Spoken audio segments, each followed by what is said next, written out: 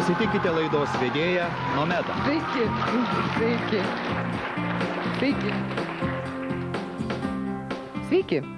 Nėra kompanijos, kurioje nebūtų apkalbinėjama. Tačiau šis malonus užsiėmimas gali ir labai pakenkti. Ir šįkart mūsų laidos tema – viskas per tą liežuvį.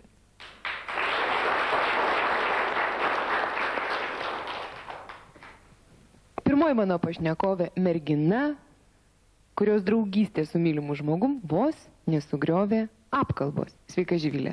Labadiena. Ar tai teisybė, ką aš pasakiau? Teisybė. Na, kaip tu susipažinai su savo draugu? Mes susipažinome, iš tikrųjų jisai atėjo į 12 klasę. Ir jisai pateko būtent į mano grupę. Ir mes kaip praktiškai nebendravom. Žinau, kad buvo toks klasiokas mano, bet nieko daugiau ir nebuvo. Taip pasisveikindom kartais ir tiek. Na ir kaip toliau, tai vis tik tai jūs tapote draugais? Mes tapom draugais nuo šimtadienio. Tai per šimtadienį buvo toks vakarėlis neblogas ir tenai kas įvyko. Mes pradėjom iš mokyklos kartu pareiti, tai jis mane palydėdavo kur nors, dar kur nors išeidavom ir taip susibendravom. Na ir ką tu ėmėjai jam jausti? Prisirišimą. Iš pat pradžių? Taip. Taip, po to tie jausmai gilėjo, kol atėjo meilė. Ir vieną dieną tu supratai, jog tu jį myli. Taip. Tai kai tu jau supratai, jog tu jį myli, kadangi mūsų laidos tema šiandien iš tikrųjų yra gandai, apkalbos ir taip toliau, ar tu pati, sakykime, nebandai pasidomėti apie tai, koks jis yra iš šalies? Na, šiaip man nebuvo įdomu kažkodėl, nežinau. Tau tokie dalykai neįdomu? Ne, man neįdomus yra, nes dažniausiai palieka blogą įspūdį, kai kiti papasakoja tau kažką tai negero. Ir man atrodo, geriausia yra pažinti žmogų taip, kaip tu jį pažįsti. Ar tau yra svarbi kitų žmonių nuomonė? Kartais svarbi yra. Tai kaip Darių reagavo tavo draugės, kai jau jos suprato, kad tu esi įsimylėjusi? Praktiškai mano visi draugai yra iš mokyklos, iš ten, kur aš mokausi. Dabar aš nebe mokykloje jau, bet koledže mokausi. Tai šiaip visi pažįsta, čia gal nebuvo didelė naujiena iš tikrųjų. Tik taip keista, kad mes suėjom kartu. Na gerai. Na, o sakykime, kaip Dariaus draugai tave reaguoja? Dariaus draugai gal šiek tiek nežinau. Aš juos mažiau pažįstu, iš tikrųjų. Tu juos mažiau pažįsti? Mažiau, jisai daugiau su mano draugais gal. Na gerai, ir vis dėlto jūs pradėjote draugauti ir pasklido kažkokios tai kalbos.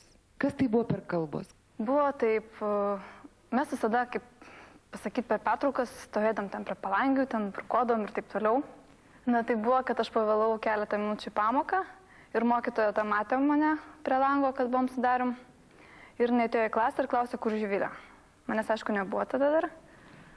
Ir jinai tada pradėjo čia prie visos klasės pasakė, kad čia jau aišku, kur jinai vis laiką vėluoja, čia taip ir taip. Ir aš atėjau klasę, jinai buvo išėjus. Bet tai ką jinai konkrečiai pasakė? Pasakė, kad man tik bernai te rūpi ir taip toliau. Ir aš atėjau ir man draugai pasakė, kad jinai taip pašnekė. Ir, kaip aš įsižydžiu iš tikrųjų, nes taip netiesa iš tikrųjų buvo. Ir mokytoja grįžo į klasę, aš atsistojau ir jai pasakiau prieš visą klasę, kodėl taip sakot. Ir mokytoja labai šaudanavo, labai susigėdo ir po to atsiprašė manęs. Nu tai šauni mokytoja turi to pasakyti. Tikrai šauni. Ne kiekvienas moka atsiprašyti, jinai tavęs atsiprašė. Taip, atsiprašė. Tikrai šaunolė. Taip.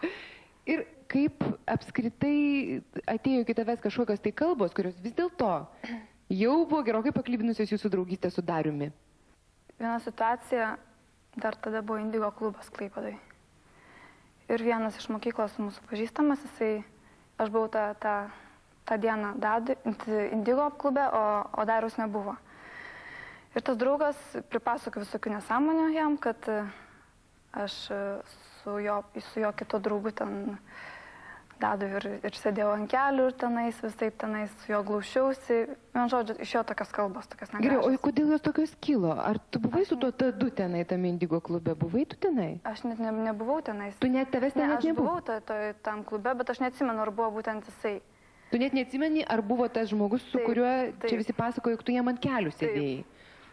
Taip, ir visą vakarą ten glaušiausi su jo. Aš iš tikrųjų net neatsimenu. Tai iš ko tu tai sužinojai? Iš Dariaus pačio.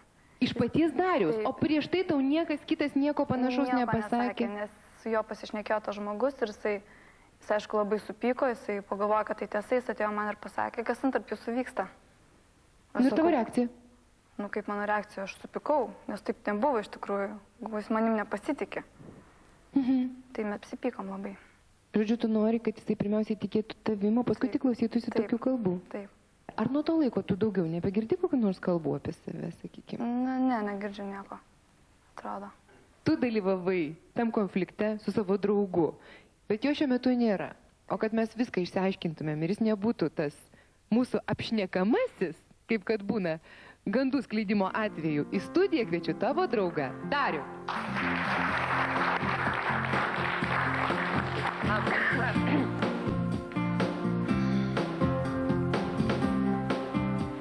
Tai Dariau, kaip tu galėtum apibūdinti savo santykius su Živile? Savo santykius su Živilė? Nu, šiuo metu tikrai geri. Kiek jūs laiko buvot pažįstami, kai tu išgirdai tuos gandus? Na, gal buvo kokie 6 mėnesiai, 7 praėję mūsų draugystės. Na ir kas tas buvo žmogus, kuris tau papasakojo tuos gandus? Tai buvo iš mūsų taip pat mokyklos, mūsų abiejų pažįstamas. Jisai pažįstamas ar tavo draugas geras? Ne, ne draugas, pažįstamas. Kaip jis tau tai papasakojo? Kokiom aplinkybėm? Kodėl? Mes paprasčiausiai susitikom čiuožyklai. Jisai prie manęs priėjo ir sako, o kaip jūs dar draugaujat su Živilė? Nu, sakau, draugaujam? Ar tu nustebai dėl to klausimo? Nustebau, aš ir paklausiau, dėl ko jisai tai paklausė. Jisai sako, man keista pasidarė iš tikrųjų. Sakau, dėl ko keista? Ir papasakau, nu, vat, mačiau Indigę ten, sako, su Dovydu tokiu. Taip, vat. Kas dar pasakojo? Jis papasakojo, ką jisai atseit matė. Ir ką jisai matė? Matė, kad Živilė sėdėjo jam ant kelių, kad ten glaustėsi abudu. Viešpatie tu Dieve, ką tu tuo metu jautėjai? Jaučiau, pyktį galbūt jaučiau. Tu supykai. Nu, taip, Ant supykau. ko tu supykai, aš labai atsiprašau. Ant ko supykau? Aš gal netgi pats nežinau, ant ko supykau. Man buvo paprasčiausiai užvirė viskas viduj. Aš maždaug įsivaizduoju. Ir aš tą patį vakarą nubėgau pas Živilę. Ta pati vakarą. Aiškintis, jo. Na ir, o iki to vakaro, kol tu visą tai su jais išsiaiškinai, ką tu galvojai? Aš galvojau, kaip iš tikrųjų buvo. Aš nežinojau, kam tikėti. Jis iš karto irgi nustebo. Gal biškai ir supyko, nežinau. Supykau, aišku. Jis pyko turbūt dėl to, kad aš gal parodžiau tokį nepasitikėjimą jai. O tu buvai suabejojęs, tu patikėjai tuo, ką tu pasakojo? Nu, gal šiek tiek ir buvau suabejojęs, nežinau net. Ir vis tik tai kaip išsisprendė ta situacija? Išsisprendė, kad aš čia patikėjau. Kokie tavo santykiai su to tavo bičiuliu, pažįstamu, aš nežinau kaip jį pavadinti, ar tu bandai su juo pats pasikalbėti? Ne, mes daugiau nekalbėjom. Nors iš tikrųjų gal ir norėčiau. Iš tiesų tai norėtumai pabendrauti? Norėčiau. Atrodo, blogai baigtas. Tai ką tu galvoji, kaip tu mastai, kodėl jisai taip pasielgė? Aš net nežinau, kodėl. Iš tikrųjų net nebuvo jokio pagrindo jam tai daryti. Nes kiek žinau, jisai irgi turi draugę. Žodžiu, jisai nėra, taip sakant, tavo konkurentas. Paprasčiausiai gal mėgsta taip. Gal jam įdomu apkalbinė žmonės, nežinau. Na tai ar iš esmės gali apkalbos jums pakenkti ar ne? Jeigu jos be pagrindo. Aš galvoju, kad jeigu pasitikė žmogus vienu kitu, tai tikrai nepakenks.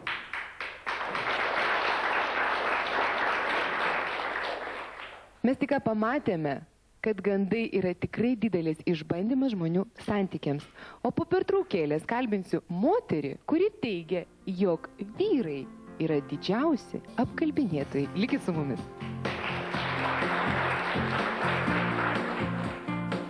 Mūsų redaktoriai šiuo metu ruošia laidą tema. Mano vyras išėjo pas kitą. Jei norite savo istoriją papasakoti čia, studijoje, skambinkite telefonu 86 82 22 733.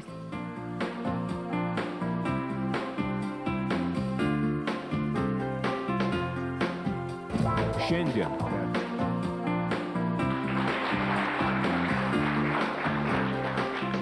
Mūsų laidos tema – viskas per tą liežuvį. Netrukus į studiją kviesiu moterį, kuri teigia taip pat nukentėjusi nuo apkalbų. Kaip? Paklausiu jos pačios. Į studiją kviečiu žurnalistę Ireną Calzonienę.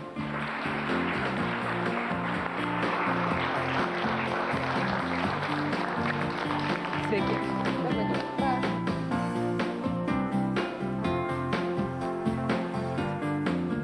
Sakykit, Irena, ką jūs pati pati galvojate apie apkalbas, apie gandus? Pirmiausiai, man apkalbos labai dažnai asocijuojasi su geroka intriga, tačiau intrigos ne visada yra geros. Todėl apkalba man yra negatyvus dalykas. Na, ar įmanoma jų išvengti? Manau, kad ne. Nes yra kategorija žmonių, kurie, tarkime, priimdami tam tikrą socialinį statusą, tarkim, profesiją ar kažkokią tai veiklą, aiškiai turi žinoti, kad jis tampa viešų asmenių. Dažniausiai vieši asmenys neišvengia šito, tačiau ir absoliučiai, tarkim, privatus asmenys, gyvenantis pakankamai uždarą gyvenimą, taip pat to neišvengia. Manau, kad apskritai niekas šito neišvengia. Na vis dėlto mes vis tik tai priėm tokios išvados, kad šito niekas neišvengia. Tai noriu, Irena, jūsų pačios paklausti, sakykime, jeigu taip jau visai atvirai. Ar pati jūs nemėgstate kartais su draugiam taip truputėlį pasišnekėti apie žmonės, kurių tuo metu nėra greta? Žinot, mano galva, kad kiekvienas žmogus įvairius etapus gyvenime išgyvena ar pražingsniuoja, dėl to aš taip pat mėgdavau. O dabar? O dabar aš to nebedarau. Dėl to, kad aš turėjau didelę pamoką. Visos kitos pamokos, tarkime, tokios smulkesnės, tačiau viena, beveik prieš porą dešimtmečių, buvo tokio ryškumo, kad aš visada labai rimtai galvoju apie tai. Jeigu galėtumėt papasakoti, kas ten įvyko? Buvo mano draugystė, kuomet, žinoma, jau nebe mokyklinė. Tai buvo mano draugystė su labai miela jauna moterimi, tokia, kokia buvau ir aš, mes praktiškai vienmetės. Ir mes turėjome nepaprastai daug bendro. Ir mūsų draugystė buvo pasiekusi tokį lygį, kad mes vieną kitą laikėme beveik seserimis. Ir vėliau mes susidraugavome šeimomis. O finalas buvo labai liūdnas po ilgos draugystės. Jų šeimoje įvyko krizė, kaip ir atsitinka. Ir ji buvo labai impulsyvi, emocionali ir buvo pasirengusi labai drastiškiems žingsniams. Mes su ja bendravom beveik kasdien, būtent jos problema šita. Žodžiu, jinai su jumis atviravo? Atviravo visiškai.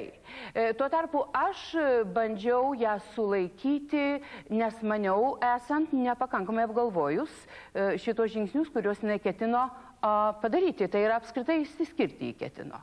Ir kokios tai buvo priežastys? Ten matyti, kaip ir dažnai nugyvenus kurį laiką, manau, kad jos buvo pakankamai gilios, tarpusavio nesutarimų kažkokių, tai tiesiog jie pribrendo taip.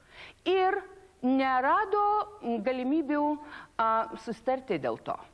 Ir aš bandžiau ją sulaikyti, nes buvau įsitikinusi, kad ji nepakankamai yra pasirengusi tam. Ir man pavyko. Jūs ją atkalbėjote? Taip, ji, tarkim, nenunešė tų dokumentų į teismą, kuriuo ji ketino tik tai vyrą pagazdinti. Tai neproduktyvu. Ir man pavyko ją sulaikyti nuo to žingsnio.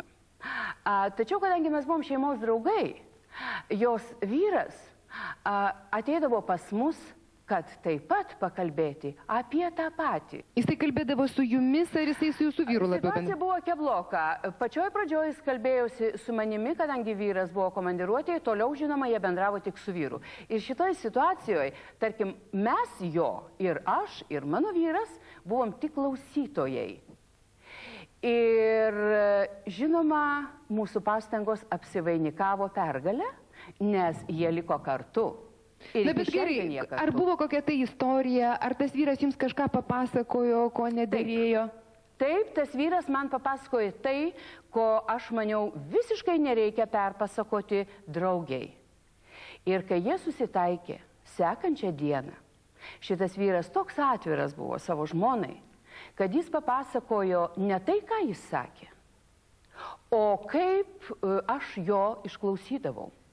Ir mano draugė man paskambino į namus, šitą mano sesuo, kuri pačiais grubiausiais būdais ir žodžiais apkaltino mane išdavus draugystę.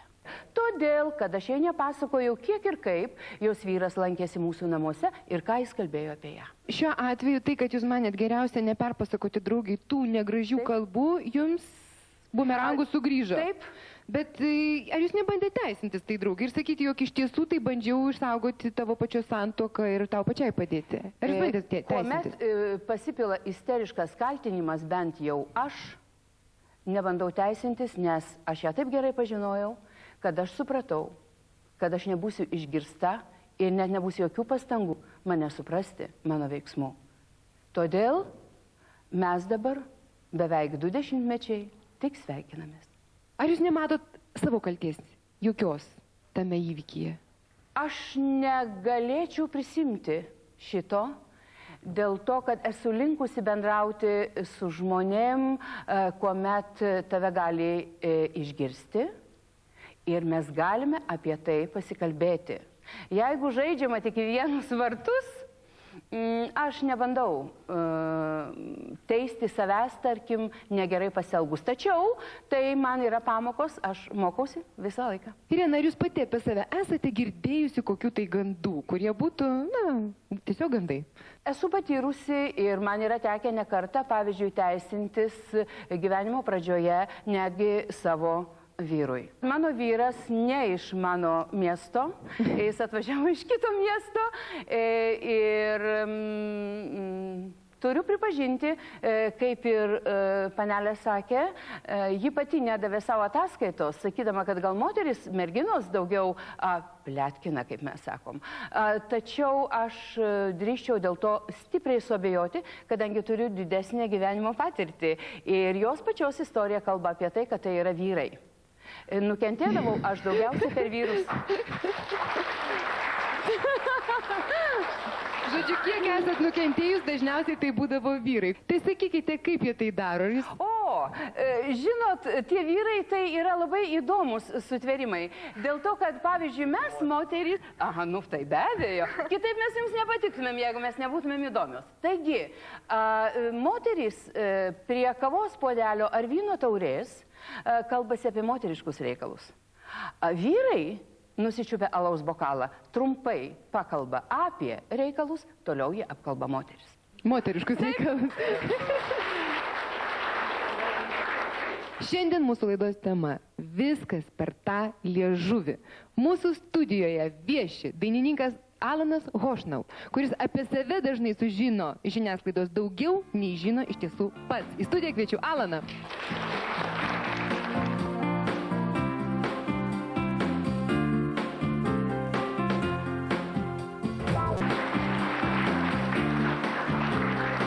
Šiandien mūsų laidos tema – viskas per tą liežuvį. Mūsų studijoje vieši dainininkas Alanas Hošnau, kuris apie save dažnai sužino iš žiniasklaidos daugiau, nei žino iš tiesų pats. Į studiją kviečiu Alaną.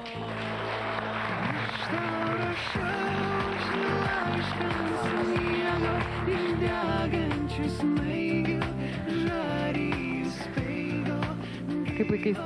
Puikiai. Sakyk, Alanai, kiek tu laiko jau esi scenoje? Gal kokie 12 metų.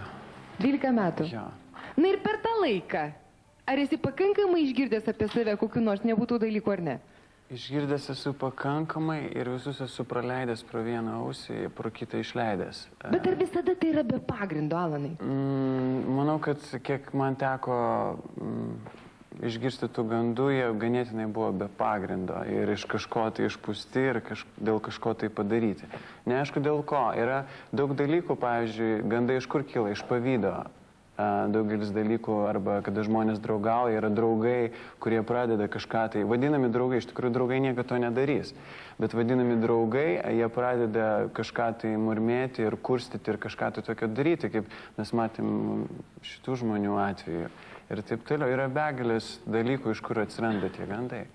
Alanai, kokie buvo tokie patys keiščiausi gandai apie tave? Patys naujausi, kuriuos aš visai nesenai išgirdau, tai esu atlikėjas, kuris nekoncertuoju. Tai yra ganėtinai juokinga. Tu šiandien, aš tikiuosi, paneigsi tai. Po to vienas iš gandų dar buvau nesenai susitikęs su žurnalistu, kurį pasakė, klausyk, pas mūsų redakcijos šneka, kad tavęs neįmanoma pagauti ir tu nesiduodi kalbas ir iš viso nekalbi su žurnalistais. Tai yra keisčiausias gandas, po to trečias gandas. Bet tai tau sakė žurnalistas, su kuriuo tu bendravai. Jo, labai keista. Yra iš tikrųjų, po to dar vienas gandas, tai yra, aš važinėjau kartais į Maskvą susitikti su savo artimaisiais, tai tėvu ir taip toliau. Ir teko išgirsti tokį gandą, kad mano tėvas yra šeichas ir kada aš atskrendu su lėktuvu, jisai privažiuoja su limuzinu ir mane pasiema. Kaip tau tas gandas? Man jisai patiko. Na, iš tikrųjų, kadangi aš esu klaikiai smalsi, tai iš tikrųjų, kodėl tu su tėvu susitinki Maskvoje? Todėl, kad tėvas turi ganėtinai daug reikalų ir pravažiuojant tiesiog man tenka. O iš kur jisai? Man yra lengviau atvažiuoti kažkur negu jam. O iš kur jisai atskrenda į Maskvą? Iš Bagdado. Iš Bagdado? Dabar iš karšto taško, vadinkime taip. Ar tau nesunku taip? Nu kaip, yra sunku, aišku, yra liūdna ir tai yra svarbu man, kadangi ten mano artimieji yra. Bet yra taip, kaip yra ir galiu tik tai išreiškti savo nuomonę, bet nieko aš negaliu pakeisti. Na gerai, Alanai, ar tau yra kada pakenkia gandai, sakykim? Pasakysiu atvirai, kad nėra pakenkę gandai ir nei vienam žmogui negali pakenkti gandai, priklauso nuo pačio žmogaus. Ant kiek jis yra stiprus ir ant kiek jisai kreipia dėmesį į tos gandus ir ant kiek tie gandai jį veikia. Jeigu jisai nėra stiprus ir tie gandai jį veikia, tada aišku, jam gali visiškai, jam pasakys, kad tu toks anoksi ir kalbės apie tai žmonės ir jisai tikrai patikės tuo ir neatstovaus savo nuomonės ir nebus stiprus tuo atžvilgiu, o viską ims į galvą, ką žmonės aplinkui šneka. Bet ar tavęs niekada nėra užkabinę, sakykime, kokie nors bjaurūs gandai apie tave? Na, bet taip nemaloniai. Aš tiesiog, mano filosofija yra, aš žinau, ko noriu, aš žinau, kur einu ir man visai nerūpi, kokie vyksta kalbos. Aš žinau, aš pas save pažįstu, aš žinau, kas aš esu ir viskas. Ir kaip tu manai, na kaip turi toksai žinomas žmogus, o tu toks ir esi, kaip turi elgtis? Na, ar jisai turi neigti tuos gandus? Tai priklauso nuo pačio žmogaus, kaip jisai reaguoja. Jeigu jisai reaguoja ir žino ir pasitikė savimi, turi tą pasitikėjimą savimi ir žino, kaip yra iš tikrųjų, ir jam nereikia pulti ir rodinėti ir sakyti, ne, taip nėra, ir bla bla bla, tada šitą aišku, jam reikia kažką tai šnekėti. Bet jeigu jisai pasitikė savimi ir yra stiprus, jam iš viso nereikia nieko šnekėti. Jo darbai, jo veiksmai parodo viską. Jo gyvenimo būdas. Žodžiu, neigęs tu niekada nesi? Nesu neigęs ir puolęs. O niekada nekilo štai taip? Aišku, jeigu manęs paklausė tiesiai, aš taigi netylėsiu, aš pasakysiu, taip nėra, bet jokių būdų nepulsiu ir nesakysiu ten viešai kažkaip ieškodamas pats kažko tai skambinamas į redakcijas, tarkim, jeigu žurnalistų atžvilgiu, kad ne, taip nėra. Jeigu perskaitai straipsnį kokią nors nesąmonę, nebandai to paneigti? Žiūrint, koks tai straipsnis, aišku, jeigu ateitų kažkoks dalykas, kurį jau įžeistų mane, tarkime, jau aš pajaučiau, kad tikrai yra peržengta riba, tikrai kelčiau tam žurnalistui bylą. Bet dažniausiai, kas juokingiausia, po straipsnių būna vardas ir pavardė visai ne ta, kokia iš tikrųjų yra.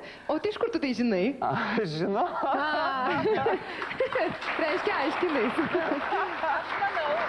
Produktyviausias dalykas gandai reklamoje. Ir tokiam žinomam žmogui kaip Alanui, tai savotiškai gali tarnauti kaip reklama. Alanai, ar tu naudojasi, ar tu pats nekuri apie save gandų, pavyzdžiui, atliekamų laikų? Kas keisčiausia, kad nekuriu, jie patys kuriasi aplink. Jie patys kuriasi. Kaip tai tave veikia? Tu tai patinka, tai tave nervuoja, ar tu tiesiog supranti, tai yra tavo gyvenimo dalis? Aš priimu, kadangi aš žinau, kokiu keliu einu, aš pasirinkau tą dalyką, tai aš žinau, kas manęs gali laukti, todėl aš jį priimu natūraliai ir tiesiog kartais su šypsena. Žodžiu, tau gandai apie tave, tau poveikio jokio nedaro. Taip va, kaip nuo žąsies. Jo, nes žinau, kaip yra iš tikrųjų, todėl manęs tai nejaudina.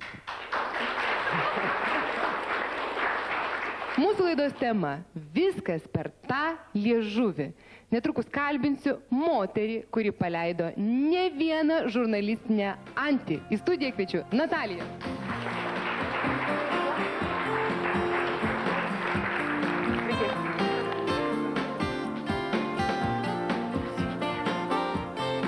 O gal tu, Natalija, ką nors žinai apie Alaną, ko jisai nežino, sakykim? Žinau, bent jau anksčiau girdėjau, čia buvo gal kiek seniau, kai buvo dar grupė Naktinės personos. Tai girdėjau, kad per Alaną dėl jo keistos seksualinės orientacijos Aras įsiskyrė su žmona. Bet pati to gando nebandžiau nei vystyti, nes Ankstesnė mano žurnalistinė patirtis rodo, kad kas yra susijęs su lytimi, religija, rase, tom temom geriau nejuokauti iš tikrųjų. Alanai, tu esi ką nors panašaus girdėjęs, kai dėl ko išyro, taip sakant, santuoka? Tai esu girdėjęs, bet tikrai galiu pasakyti, santuoka neišyro dėl to.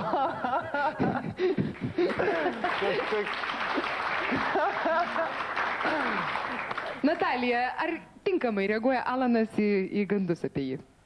Manau, kad jis turėtų aktyviau kaip nors reaguoti ir džiaugtis, kad yra tikrai gandų. Nes mano nuomonė, gandai tai yra normalus ir būtinas dalykas, ypatingai šou pasaulyje. Aišku, Lietuva mūsų yra mažytė, visi muzikantai guodžiasi, kad rinka yra per maža, bet iš tikrųjų gandai yra variklis gyvenimo.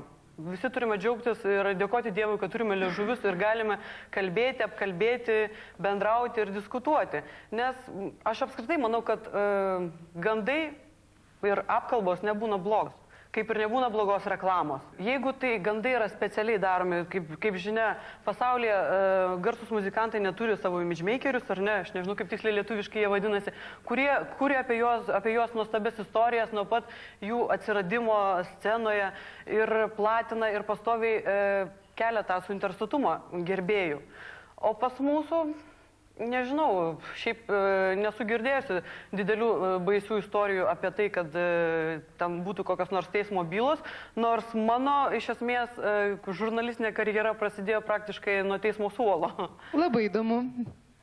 O, čia labai sena istorija, kuomet dar, aš nežinau, Alanas ar turbūt prisimena, buvo tokia Klaipėdos grupė Savana, 3 žavios merginos ir po to merginos išpopuliarėjo, pirmieji hitai, jų gyvenimu rūpinosi mūsų Klaipėdos prodiuseris Laimonas Žiulpa.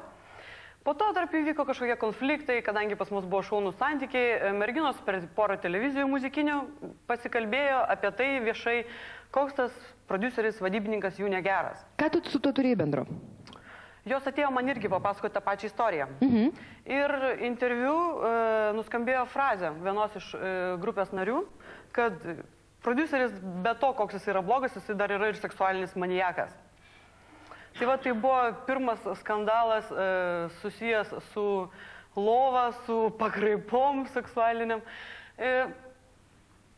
Istorijos finalas buvo toks, kad Laimonas Žiulpa, nieko nelaukęs, nuėjo į teismą ir padavė į teismą merginas už garbės ir orumo įžeidimą. Tuo metu jau merginos persivadino, jas pradėjo globoti kiti muzikantai, kiti šio verslo pasaulio atstovai Vilniuje ir gavosi didelis skandalas, kuriame atsidūriau ir aš kaip trečiasis asmuo. Vam. Ar nejautai tame savo kalties, sakykime, ar to merginos tai pasakiusios neprašė tavęs nedėti šių žodžių straipsnį? Aš negalėjau nejausti savo kalties, nes būtent viskas buvo pasakyta spaudai, bet teismo metu visa kaltė buvo suversta ir man, nes jūs teisingai sakote, Nomeda, išaiškėjo situacija tokia, kad būtent tai buvo pasakyta ne spaudai ir žurnalistė pasinaudojo kažkokiam savo teisėmis ir žodžiu tai paviešino, kad kalta dėl visko iš tikrųjų buvau aš. O pasiekmes buvo iš tikrųjų skaudžios, nes po to, kiek kalbėjome su šituo prodiuseriumi, jisai buvo neseniai vedęs ir, žodžiu, kalbos pasklido Klaipėda ir kaip ir visa Lietuva nedidelis. Ar jūs buvo be pagrindo tos kalbos? Taip, aš manau, kad jos buvo be pagrindo iš tikrųjų. Natalija, ar yra tekę sukurti kokiu nors tokių skandalų, kurie būtų dar taip ganėtinai plačiai nuskambėję Lietuvoje? Taip, aš praktiškai visada slėpiau, praktiškai 2-3 metų slėpiau ir prašiau muzikantų, su kuriais darėme šitą skandalą, neviešinti mano pavardės, bet patys muzikantai pastoviai pabrėžė, kad tai buvo padaryta mano dėka. Kalbu apie berods 2000 metus, kuomet grupė Bavarija išleido naują albumą ir prieš tai jau buvo 5, jiems buvo prilipęs įvaizdis tų saldžių vakarietiškų berniukų, kurie ir negeria, ir nerūko, ir apskritai tik dainuoja, skaito knygas ir valgo ledus. Žodžiu, Natalija, jūs lyg ir tapot jų šiokių tokių imagemakerių, kaip jūs sakote. Tai buvo labai spontaniškai. Prie kavos pokalbių metu mes kalbėjom, reikėtų parašyti straipsnį, naujas albumas, bet po to išsivystė, kad, žodžiu, vyrai gal ką nors įdomiau. Kam kilo mintis? Man. Vyrai palaikė, bavarai sutiko, mūsų fotografas taip pat pritarė šitai idėjai, be to dar pasikvietėme Betabų televiziją Ir istorija gavosi tokia, kad bavarai kažkokiame Klaipėdos užmiesčio name privačiose valdose prisikvietė prostitučių, smaginasi, o mes čia kaip tikri paparaciai, kaip visame pasaulyje gaudome per langus, per visur, o ten ir miltai, neva narkotikai, ir striptizos šokėjos nuogos, ir Juozas Liesis duše nuogas maudosi vienmarškinis, nu žodžiu, fantastika medžiaga. Tai po to kilo toks ažiotažas ir visa Klaipėda, nežinau kaip Lietuva, bent jau skambino ir domėjosi iš didžiausių dienraščių. Žurnalistai prašė nuotraukų, nes mes turėjom vienintelį šitas nuotraukas. Istorija baigėsi tuom, kad Juozą Liesį vos neišmetė iš Klaipėdos universiteto, nes jisai sugadino dorą vaizdą studento. Vilius Tarasovas turėjo šiokių tokių problemų su savo mergina, bet reklama buvo padaryta ir lig šiol bavarai vadina šitą fotosesiją viena skandalingiausių erotinių fotosesijų Lietuvoje, kurią dar nei vienas Lietuvos muzikantas nepakartojo. Nežinau, ar tai tiesa. Alanai, nekyla kokių minčių, o ar tu gal tu pati gali ką nors Alanui pasiūlyti? Aš po laidos susitarsiu. Problemų. Na gerai, sakykime, kaip tokioje situacijoje, kai tu parašei, jog Vyšniukas iš tikrųjų tai visai gurkšnoja? Tuo metu gyvavo dar ta laida Tangomanijos ir vyrukai Marijonas, Samas, Jogaila Morkūnas, žodžiu, visa graži kompanija atvažiavo į Klaipėdą, į vieną iš klubų, pristatinėti kažkokią mini programą. Tada mūsų Vyšniukas buvo garsus štangumanas, dalyvavo taip pat visose renginiuose. Na ir vyrukai besiruošdami pasirodymui, beje, Marijonas turėjęs atlikti ten vos nepagrindinį vaidmenį, iš vis nepasirodė, ką aš ir parašiau, kad turbūt sveikatos neužteko sulaukti. O Vyšniukas, sportininkas, tuo metu sėdėjo prie stalo ir vaišinosi. Na ir atsirado laikraštyje nuotrauka su prierašu, kad Ramūnas puikiai kilnojo ne tik štangą, bet ir stikliukus. Na gerai, koks atgarsis? Po to paskambino Ramūnas. Ką jis tau sakė? Panašu, kad tu straipsnius pasirašinėjai savo vardu ir pavardę. Taip, mano tokia graži pavardė, kad aš negaliu ją nepasirašinėti. Na tikrai. Na, nieko tokio baisaus iš tikrųjų nebuvo. Aišku, jis pasakė, kad mes pasikalbėsime šią temą susitikę ir berods kitą savaitgalį vėlgi mes susitikome renginyje kitame klube ir jis sako, nu žinai, Nataša, nu gal nereikėjo taip, vis tiek sportininkas, olimpinis komitetas, dar olimpiadų bus varžybos, na turiu aš teisę kaip žmogus atsipalaiduoti. Nu, tada man sąžinė šiek tiek truktelėjo, bet žurnalistui labai sunku, jam reikia, kadangi yra betarpiški santykiai su muzikantais, jam norisi būti geram ir muzikantui, bet norisi, kad ir tą straipsnį perskaitytų skaitytojas. Tai šiuo atveju labai sunku yra bandyti išlaviruoti tarp abiejų pusių ir kad vieniems ir kitiems būtų gerai. Na gerai, ir tada tokiu atveju tai yra, tu rašai teisybę ir vis dėlto tave sąžinė dėl to griaužia. Taip, na aš esu jautrus žmogus, kaip bebūtų, nors ir Magučia vis tiek jautrus žmogus, aš pergyvenu ir galvoju, kad aš tada stengiuosi, bent pastaruoju metu stengiuosi save pastatyti to žmogaus vietą. Stengiasi? Taip. Kaip įdomu. Taip. Nu ir tavo straipsniai kaip sušvelnėjo, pasikeitė jų toną šiek tiek.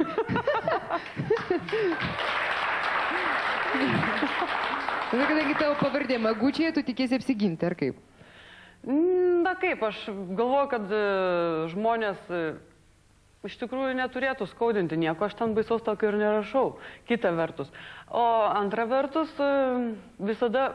niekada nerašau be pagrindo, stengiuosi bent minimaliai informaciją visada tikrintis. Ir iš dangaus, iš kažkur, nieko nesugalvoju ir nedakuriu, kaip sako. Kaip tu pati, savo draugių rate, ar tu mėgsti paliežuvauti, kas tau tai yra? Apkalbinėti kitus, žinant, kad tos kalbos labai greitai gali išeiti į platesnį žmonių ratą, yra nesmagu. Man mama visą gyvenimą, mano dar kol kas trumpą, nuo paauglystės kartojo. Niekada nepasakok nieko, net geriausiai draugė. Geriau papasakok pagalviai, ramiai miegosi. Aš sakydavau, kad reikia, kaip sakoma, išbandyti viską gyvenime, klysti, keltis, kilti. Bet dabar aš manau, kad taip. ačiū Dievui, dabar aš turiu vyrą ir aš galiu pasipasakoti ne tik mamai, bet galiu pasipasakoti ir vyrui, ne tik su pagalbė bendrauti. Bet aš vis dėlto kalbėjau apie tokias apkalbas, ne tada, kai žmonės ką nors blogo šneka apie kitus, bet sakykime, netgi kai tau reikia pasikalbėti apie draugės gimdymą. Tu ją lyg ir apkalbinėjai, jeigu jin yra tik ką pagimdžiusi. Arba, sakykime, apie draugės viršsvorį, kas irgi yra labai aktuali tema. Tai viršsvorį aš nekalbu, nes aš pati nesu didelė, dėl to man čia yra skaudi tema. Taip, tai gerai, o ar yra kokia nors, atsiprašau, tai apie ką šnekat susitikę su draugėmis? Su draugėmis? Mes šnekame, kaip keičiasi Klaipėda, pavyzdžiui. Kokie klubai naujai atsidaro. Netikiu. Ir apie automobilius, taip? Ne, mes kalbame apie apie lytinį gyvenimą. Nepasišnekat. Apie ką? Apie lytinį gyvenimą. Dalinamės patirtimi, taip. Kas ar buvo nuėjęs į kokį gal sekso reikmenų parduotuvę, ką daryti vienu ar kitu atveju. Kalbamės, kaip reikia stengtis, kad išlaikyti vyrą šalia, kad neitų pas kitas. Gerai, o apie draugę nesančią šalia nieko nešnekėt, apskritai taip lyg jos nebūtų? Anksčiau taip, dabar žinokit, nuomet aš dažniau mieliau klausausi, ką man pasakoja apie kitas.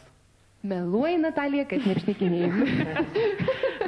Aš tai tada norėčiau pridurti, gal taip, kad neatrodyčiau, kad apsimelavau, kad aš linkusi skirstyti apkalbas į baltasias ir juodasias. Na, pagaliau, aš į tai ir linkiu visą šį vakarėlį. Nes jeigu tu kalbi apie žmogų nesantį šalia, bet kai jisai ateina, galėjom tai pasakyti į akis, aš nemanau, kad tai yra apkalbos. Tai yra dalinimasis informacija. Apkalbos kaip gėda pasakyti žmogui, ar slepi, ar jautiesi nesmagiai. Bet Natalija, pasakyk, prašau, ar smagu dalintis informaciją? Aišku, smagu. Oi. Ir apkalbėti smagu. Ačiū.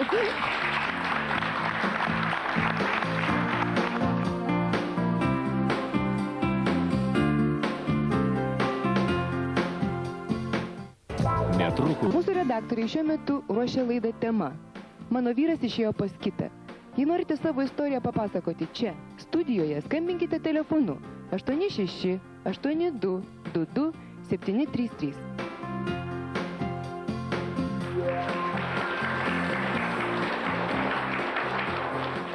Na kągi, labai ačiū, kad atvykot į mūsų laidą. Alano, vėliau paprašysiu paneigti vieną iš šiandien nuskambėjusių gandų, juk tu nebekoncertuoji. Tai aš tavęs paprašysiu, kad tu vis tik tai mums čia padainuotumai. O kol kas, ačiū Jums labai, kad dalyvavot mūsų laidoj. Ir apkalbos iš tiesų yra smagus dalykas. Jeigu jūs niekada to nedarėte, nors kartą pabandykite, nes nepaprastai smagu kalbėti apie žmogų, kurio šalia nėra kartu. Tik vienas dalykas, jeigu jums iš burnos drimba rupūžės, patylėkite. Bet jeigu kažkas tarpe tarp rupūžės ir rožių, į valias, nes bus labai smagu. Ačiū Jums.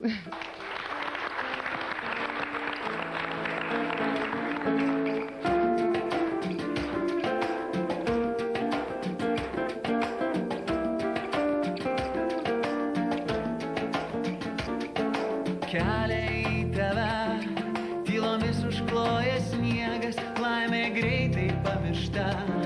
Pusnyje sušalus miega mano vienišam lange. Šoka tango mėnulio akys, jos pabėgti vilioja mane.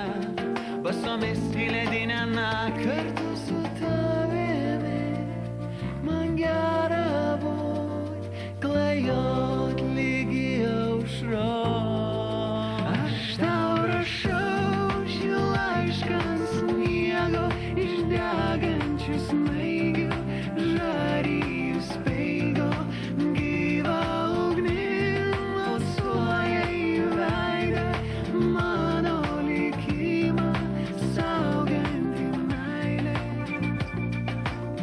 Kurių nėra, dangumi užkloja sniegas, atminties raunė upe.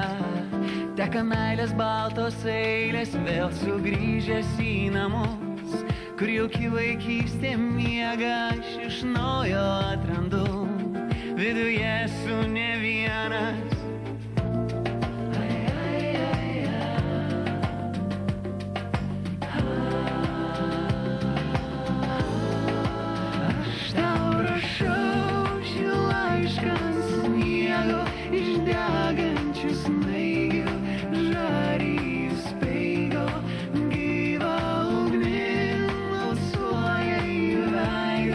Mano likimą